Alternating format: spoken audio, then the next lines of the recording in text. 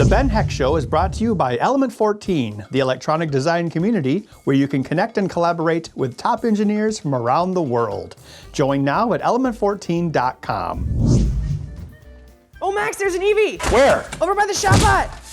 Oh, my phone just died. Oh, I ran out of Pokeballs. I wish I had some kind of guide so I would shoot it straight every time. That'd be great. Yeah, and if only I had a larger or auxiliary battery pack for this thing. And then some way to know if you're on the same team as me, because you're on the same team as me, right? Yeah, You've got to be Mystic. instinct. How could you? Why would we even fraternize? Hey, it's Ben Heck! That's right, that is my name, and I couldn't care less about Pokemon. Note how I said couldn't care less instead of could, because if I said I could care less about Pokemon, that means I care a little bit more than not at all. But I don't care at all, which means I couldn't care less.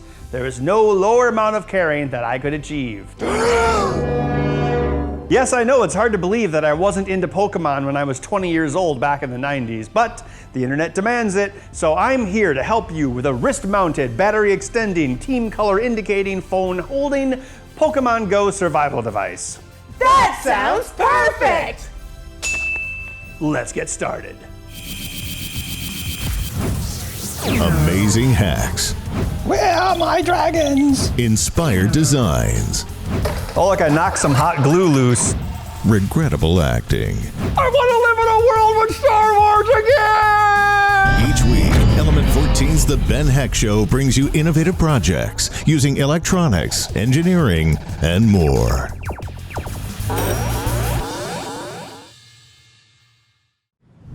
Hello and welcome back to the Ben Heck Show. Karen, I hear that Pokemon Go is all the rage. It's still pretty popular. I think there are still millions of players out there. But there are problems when people play, specifically their batteries die, they can't aim correctly, it's a two-handed operation. Maybe there's something we could build to help those Pokemon players.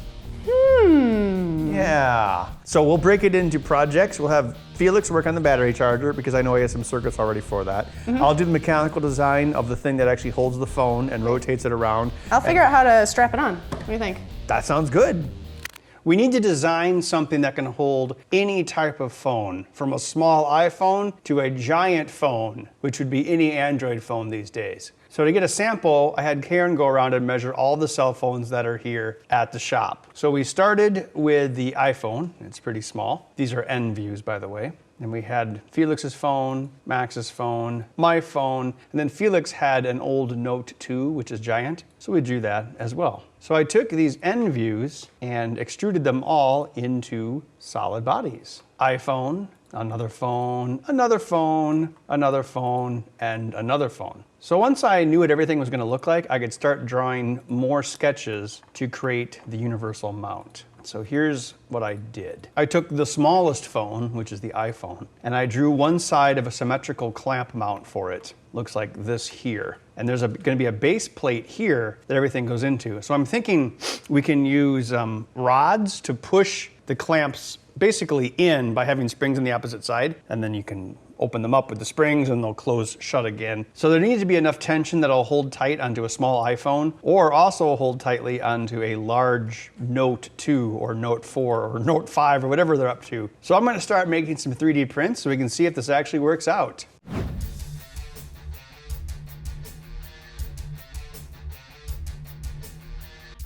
Time to die.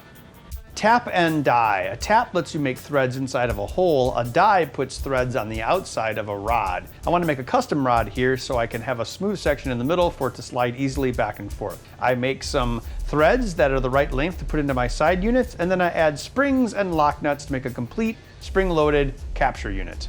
Check this out, Karen.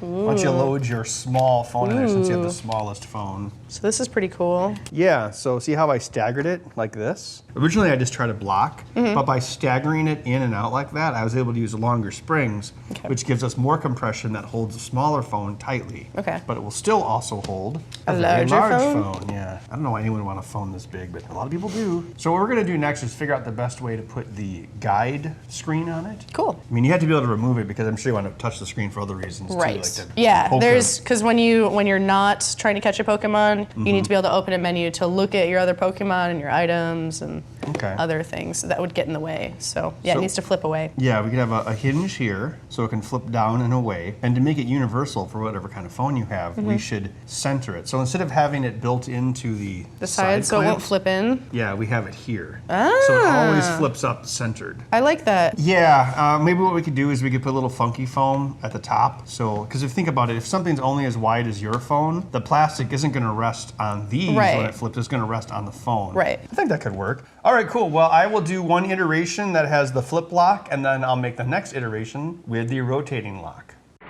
Here's the next revision of the base clamp. It has hinge points here, a groove to hold the cable, and then mounting points for the interface disc. There was a slight design flaw with these side pieces, and that is there's a little bit of interface with these screws. I think it'll be all right. If we have enough time, maybe I'll redo it. All right, so these are gonna hold the plastic aim guide. Now, in theory, there should be enough room for the charge jack and the hinge. And hit the nails. Well, those will be gone. All right, so what happens is the piece of plastic will be here, and when you're ready to catch the Pokemon, it raises up and then goes down onto your phone. See, by having these double throw hinges, it can accommodate different phone thicknesses. So you can go like that, or for this phone, which is actually thinner, come back a little bit. See, like that? Once the plastic is there, it should line up faster. All right, so far so good. So I'm going to laser cut the piece of plastic and then attach that.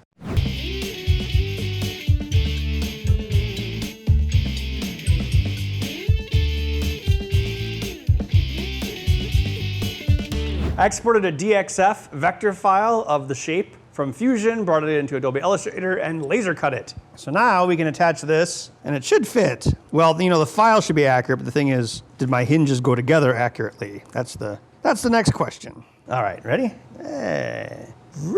This is starting to get a little ungainly. Yeah, we'll need to adjust these pins and make sure this stays straight, but it's pretty good. I can use this to very accurately scroll through my menus. That's why I really built this.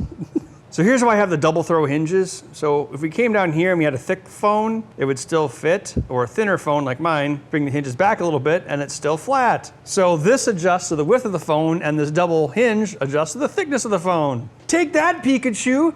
I got you, Pikachu. All right, so far so good. Right now we have the interface disc and the locking mechanism printing on the Robox and the replicator. So once we have those, we'll continue the assembly. All right, we know this assembly works and it holds the phone pretty well. So next I'm going to design the base of it. I'm going to create a new sketch off the bottom of it that lines up to these mounting holes, so we know how this will attach to the other piece. Now I'm going to draw in some features here to make this work. So there's going to be a disc, a link disc, that's going to slide in and out, and this disc is what's actually going to be attached to the clamp base, so your phone will be attached to this disc. And around the disc we will have a lock body that looks like this. If you look at it from the end, you'll see how the disc slides in and out. Now the disc is going to have tabs on it. So those tabs are going to be what locks this into 90-degree increments of rotation. To achieve that, we're going to have little nubs. See these things here? Those will lock into the slots on the link disc, so it'll hold it in place. So it'll hold it in place from sliding down the main chamber, and it'll also make it go click 90 degrees, you know, pretty nicely. So you could have your phone like this on your wrist, and then you could rotate it up like that and look at it, then rotate it back. And then if you need to take a call or do something else, you can pull the whole thing off your arm. So what I think I'll do is I will have Felix start printing these discs. While he does that, I will work on the rest of the assembly. It kind of looks almost like a CD-ROM tray, doesn't it? We'll put little springs in here, and then see how there's nothing right here, but we have a little bit of a raised portion. See that right there? We'll probably laser cut a plate that goes right here on top of this, and that will actually hold the springs in place, because otherwise they would certainly go flying. Now on the bottom of this, we'll create one more part, the arm base. So we have some screws here. These screws will attach the arm base to this plate, and the screws on top, these four here, will attach the lockdown plate that holds the spring. All right, so the bottom of the arm will look like this. So for this, we can screw it into the locking plate with these countersunk screws here. And then Karen, who is the crafty person, she can use this to attach it to the wrist mount. So we've got some slots in it here. We can put Velcro, straps, whatever we want through that. And there's a little bit of a curvature to fit the arm. All right, so I'm going to start printing this, and then we'll assemble it. Okay, we got another piece off the printer. This is the locking hub. So here's how you put this together. We have these little blue notch things, and each one of them gets a spring. The spring goes onto the rear nub there. And then we install these, or 3 of these, in this unit here. So the idea is these will hold on to the locking disc and make it move only in 90-degree chunks. So there's matching holes in the locking disc. Every time you move it 90 degrees, these 3 things will click into place. So this will go on top and hold the spring-loaded pieces in place, like that. And then when you want to attach your phone, you take the phone base, which I don't have at the moment, but basically this is on your wrist, and you take the phone base with a locking disc and go, and then you can be like click, click, click, click, and turn it around whatever direction you want.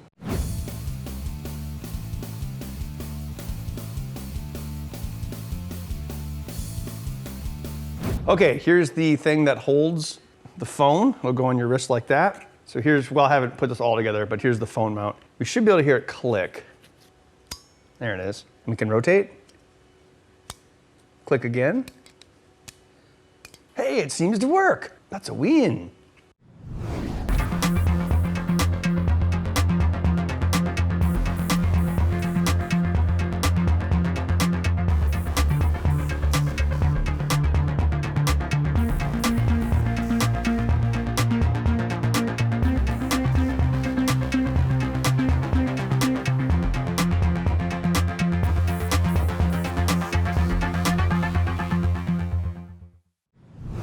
For this Pokemon survival kit, we're going to need a battery pack. I pulled out 2 of these Fox Nova batteries. These are 2,600 milliamp hours, but we also have 3,100 milliamp hours. We're going to probably use those. We got these nice battery clips from Element 14, then a Minty Boost from Adafruit. After I get that on there, I'm going to cut it down and pass it on to Ben, and he's going to put it in some sort of wrist-mounted pokey device. All right, so I'm thinking this needs to fit on the wrist, but we also need to be able to attach the battery pack somewhere. Yep. If we put it here, then it'll be in the way. When you try to slide it off. Yeah, I had you design this so that you can easily slide it in and off. You don't want it to slide that way because then it could fall off. Then if you go down, if you like throw your arm down, Yeah. it could fly off and then, oh, broken smartphone. That's never good. But as you found out earlier, it was really difficult to put the phone into the holder. Yeah, because while your on hand is arm. here. Yeah, you only have one hand. So yeah, you're right. Making it removable is a good idea. Yeah. So I'm doing this very temporarily. I feel like I'm getting a tux for a, Yeah. what is it, a wedding or whatever? Okay, so this will have 2 straps. So that should help keep it on your arm so that it'll keep this piece rigid enough so that you can be able to pull that on and off and turn it without it twisting on your wrist too much. Yeah, I mean, the twist works, but yeah, well, that's because there's only one strap. There's only one strap. So this should be fine. So when we add the second strap, as long as you have it strapped to your wrist pretty tightly, you should be fine. Oh yeah, I can fly. So I'm thinking that since I'm totally normal. Yeah, this? It's for fighting Pokemon. So if we put the battery pack here, it'll be in the way. So we'll probably have to put it somewhere on the underside. I'm wondering if I should make a little pouch so that you can slide this in and out so that way when you have to charge your batteries, it's real easy to access. You don't have to do any weird thing. So maybe with like a little Velcro flap to keep it in. And the charge cable We'll need to come out. go in here. Well, we've got the little groove here, so we can actually go under the phone. Oh, so we okay. go whoop, under and then down. Wherever. Yeah. What's nice is that if I make a pocket, then you can also put any extra cord in there. So you'll have a nice little storage area. So this would strap this way and this pouch would strap up. Mm-hmm. Yeah, because I think straps. we'll still want to put some sort of just cincher here. So either maybe I'll sew a channel with a piece of elastic so that it'll just kind of cling to your arm a little bit more, or I'll add another piece of Velcro. So I think I'm also going to add this webbing to the top underneath this, onto the top of the sleeve, to help give it some rigidity so that it'll be less likely to twist around your arm. Yeah, that makes sense. Knit fabrics will go wherever they want. The batteries will help balance it as well. Hopefully. I mean, even like this, it actually stays on pretty decent. I mean, so once it has some rigidity, I think it should be good.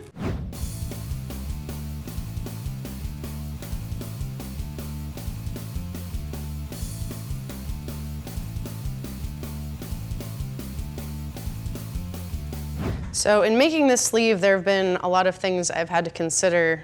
Who's going to be wearing it, and how much it needed to stretch, and in what direction it needed to stretch. And once I sew it into a closed sleeve, it's much more difficult to add pieces onto it because I need to be able to get to the top and bottom. So luckily I'm using a fairly stretchy fabric. It makes it a little bit easier, but I think it's looking pretty good. I added a strap on the underside of the top of the sleeve to help maintain some stiffness so that it doesn't bunch too much when we get the actual phone holder on there, and I've added a bit of a pocket that I also added a stiffening strap to with a bit of Velcro. So, and I only put Velcro on the sides because, again, I was going to put it across the whole thing, but we're going to have 2 cords coming out of here, one for the USB and one attached to the LEDs. So I left an opening between the Velcro for those cords to come out. So next what I got to do, I've sewn some Velcro straps, kind of half done, not polished yet, but I got to attach this to here, and then hopefully it'll be pretty good, and then we just got to add the LEDs.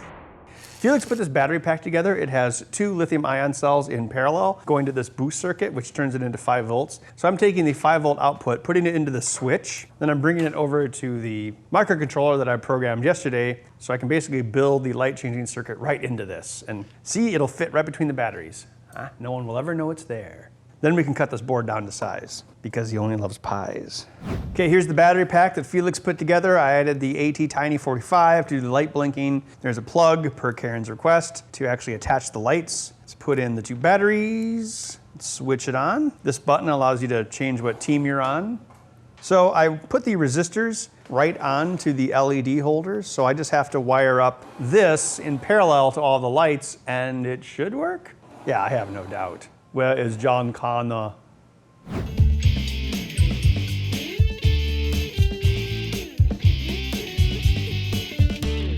Okay, Karen, we rigged up a battery pack to help you play Pokemon longer. Then we attached some team lights that pulsate with the help of an AT Tiny 45. You can change your team colors with the press of a button. And then my favorite part is we made this overly complicated, rotating, detachable phone mount, which I've actually started printing another copy of this because I want to build one for my car. Nice. Because I actually think it's pretty cool. And you were right, having it detachable is a good idea. I'm sorry that I argued with you for like 3 minutes about that. I think the spring clip How works it pretty clicks well. in place. Yeah, and it's got a nice satisfying sound. And we have our lovely, I like that you added the dashes on the accuracy guide. And the word go. Go! Yeah. What would we have done differently?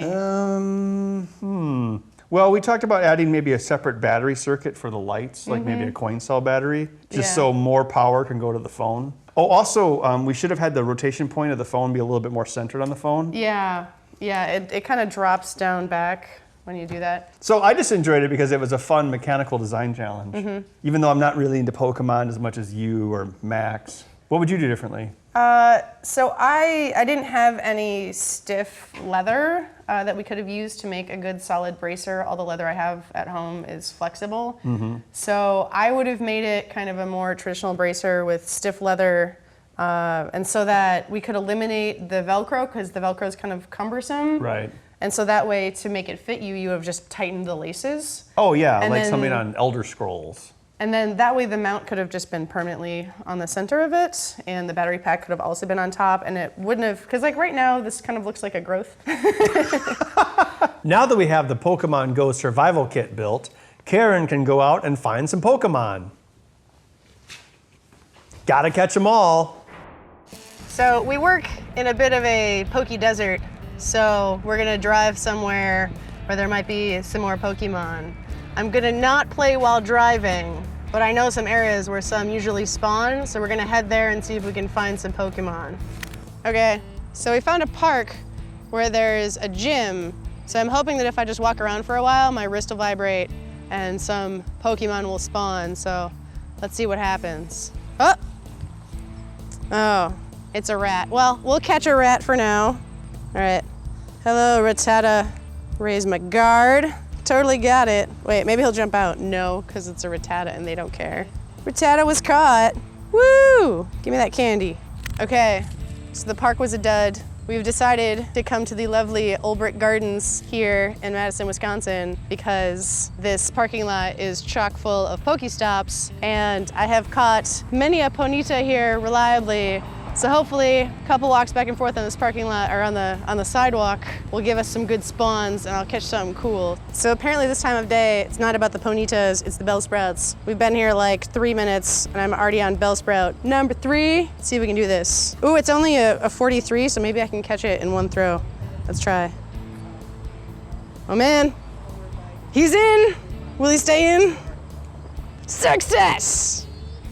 So I would say playing Pokemon with the device, really great. I could turn it, put it down while I'm walking around, wait for it to vibrate to notify me of a Pokemon spawning.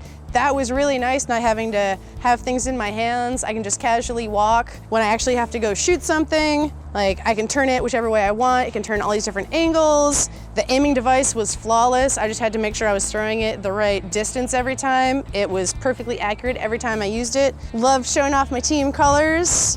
And the extra battery pack was great. So overall, I'd say it was a success. Now it's time for a research update. We have a future episode coming up using the Texas Instruments MSP430 microcontroller line, as well as their new ADC integrated circuit. So we're going to be doing something with light sensing and plants. Our neighbor across the road here actually does a lot of stuff with plants. His name is Jim Hansen, not Henson. And anyway, he had this. It's an LED light box for plants. And as we learned, red and blue are the best colors for growing plants, because plants are green, so clearly they do not care about green light. So we could probably run this with a solid state relay, but I would rather do it with all DC. That way we could PWM it, change the brightness. Let's see what's inside. Oh, it's just a big circuit board. Okay, so there's the AC-DC converter here, and here's where the power is. So let's see how many volts. It's probably 12. Whoa, 33 volts. Okay, I would not have guessed that. Wow, that does put out a lot of light. Yeah, all right, well, now we have a good idea of how these work and we can figure out a circuit. So stay tuned for a future episode when we use this to hopefully grow some plants. Well, that's all the time we have for today. Do you enjoy playing Pokemon Go? What sort of cool things do you think would help your experience? Let us know on the Element 14 community on element14.com/TBHS. Where you can also go to read about other upcoming episodes, builds, and special events. We'll catch them all next time. That sounds perfect! So I just bought this device. Shut up. Max looks like it's over 9,000 right now. You got pretty teeth. Thank you. I was about to go Yeah, there. you're welcome. We're mortal enemies. I don't know why we're even, if I knew. I hope I never see another spring in all my days. We'll be able to see in the dark. That's amazing. And then It's like cartoon excitement. The Ben Heck Show is brought to you by Element 14, the electronic design community where you can connect and collaborate with top engineers from around the world. Join now at element14.com.